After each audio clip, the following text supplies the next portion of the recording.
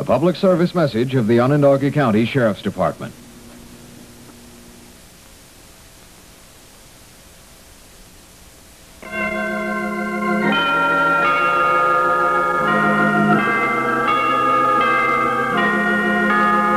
TV3 Total News, reported by the WSYR News team.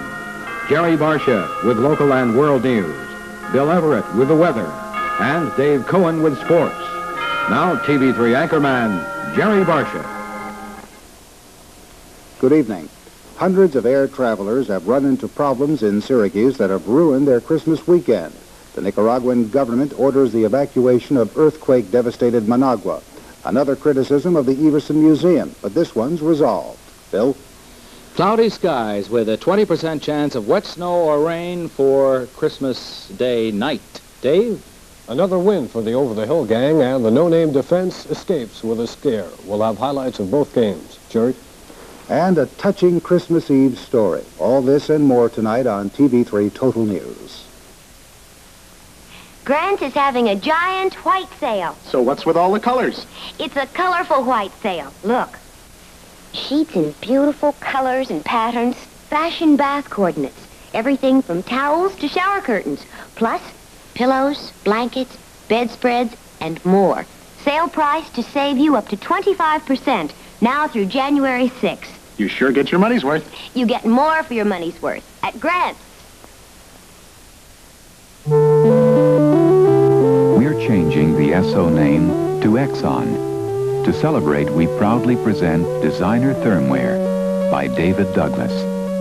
Each cup is insulated to keep hot drinks hot and cold drinks cold. Get one thermware cup free with every fill-up at participating stations, and most are participating. We're celebrating because an old friend, Esso, has a new name, Exxon.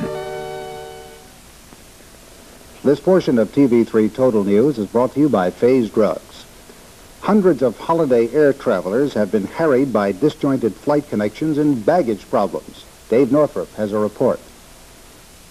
Bad weather both here at Syracuse's Hancock Airport and at airports across the United States has caused numerous flight delays and some cancellations.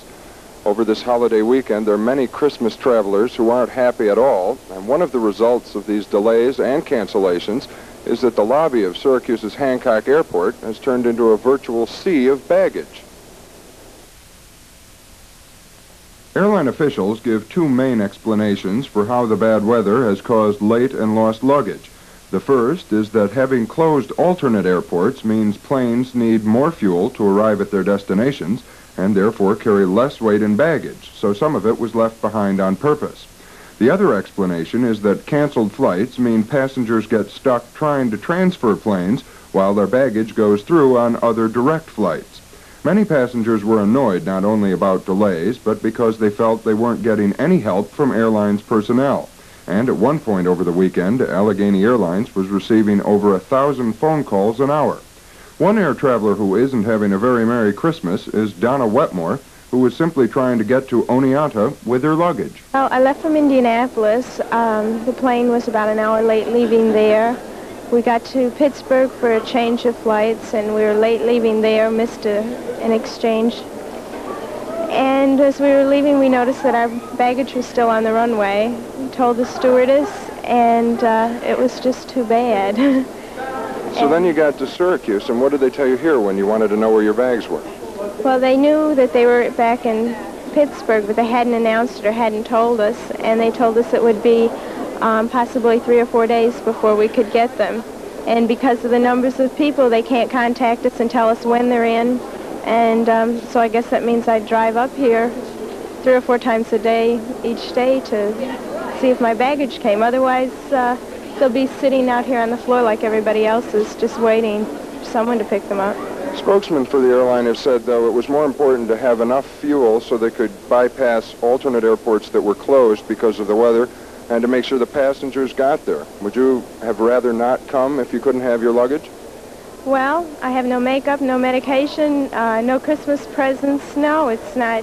The purpose of my visit was to come home for Christmas, and I'll be miserable in the same clothes for 4 days. It's nice to see family, but I think I would have waited until after Christmas to come if I knew this was the problem. And so it's already been a long holiday weekend for some air travelers, and for them, their best Christmas present will probably be when their luggage arrives. Dave Northrup, TV3 Total News. Tonight, airline officials tell us that flights are running pretty much on schedule, but there are still some cancellations because airports in Elmira and Binghamton are closed due to low cloud cover. The Nicaraguan government has ordered the evacuation of its capital city of Managua after yesterday's severe earthquake. Earth tremors were still bringing down weakened buildings in Managua this morning. The death toll is in the thousands.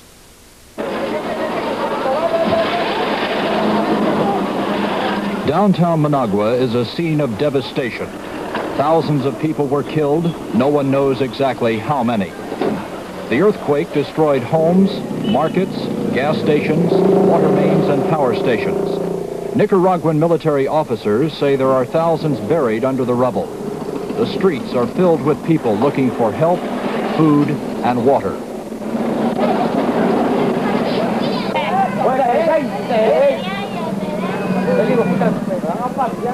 Little of anything can be found.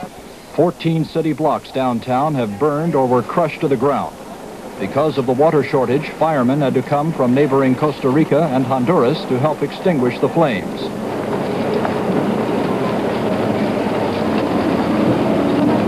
A Roman Catholic convent completely disappeared. There were 300 people inside, most of them nuns.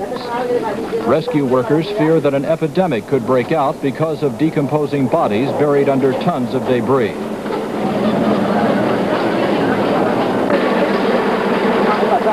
Soldiers patrol the streets to prevent looting and have orders to shoot on sight anyone they catch stealing from the wreckage. The ruling military junta of General Roberto Martinez has ordered the entire city of 300,000 evacuated.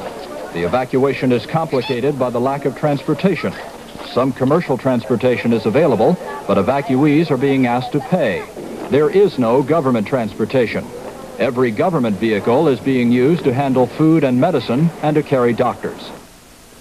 Local authorities are investigating the death of a 17-day-old infant.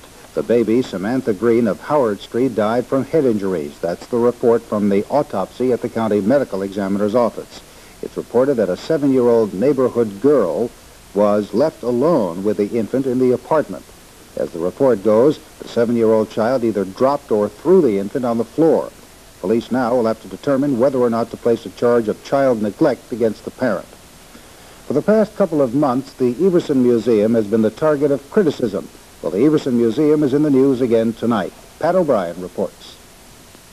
The Everson Museum is currently under fire again. This time it's because they don't have railings around the building so that handicapped people can get in and out. Jim Herithus is the director of the museum. Jim, why don't you have railings? Well, let me say first that it seems like we're the target for a great deal of criticism. I've been very concerned with the problem for a long period of time, and we certainly had railings in mind, but we had a problem with funds, as you know. Now that the funds have been approved, we immediately ordered railings, and we expect to have them by the first week in January. These railings will cover areas such as this so that people with canes, generally the handicapped, will be able to have easier access to the museum. Herithus also says that there are plans for new railings inside the building and that ramps will be built so that people in wheelchairs will also have easy access to the museum. There will be a special railing built that will go along the huge spiral staircase, but that won't be installed until summer. Pat O'Brien, TV3 Total News.